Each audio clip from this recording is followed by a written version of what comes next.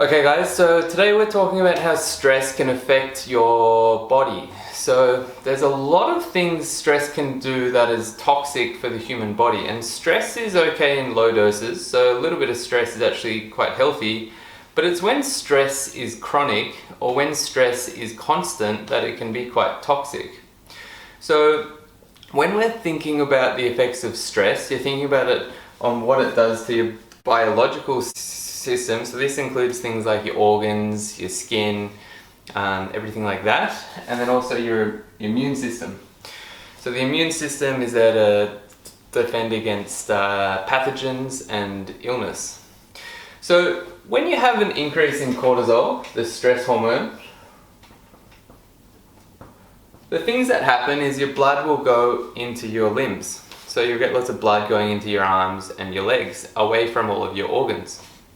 So your organs are constantly replacing cells, constantly healing and constantly working on digestion and doing their own things. And what happens when you take away the blood that's gonna do these processes? Well, you're gonna have an impaired healing response.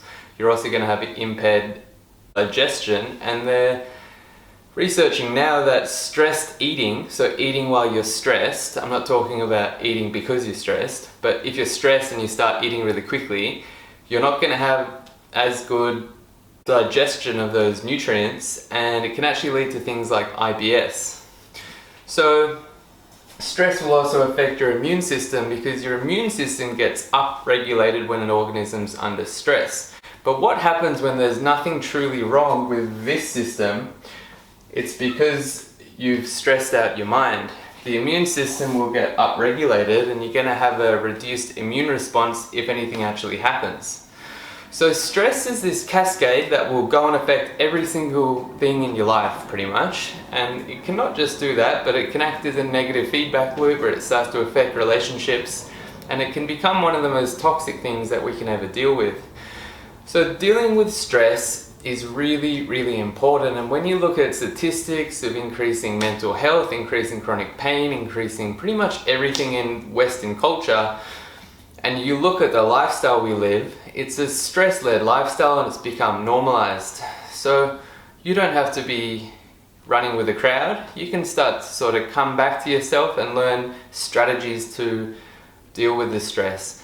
And these strategies aren't strategies within the mind, more strategies within calling yourself back to the body and the heart. So I encourage you to just think about this. If you like, go and read up about it and the toxic effects of stress. Dr. Gabor Mate is a really good doctor to read about. He's written a few books on the hidden effects of stress. It's a really interesting concept and a really powerful one, and I think it's one of the most important skills to learn. I'll catch you on our next video. We're going to go a little bit deeper into stress and then start to learn some strategies to deal with it and call yourself back into your heart.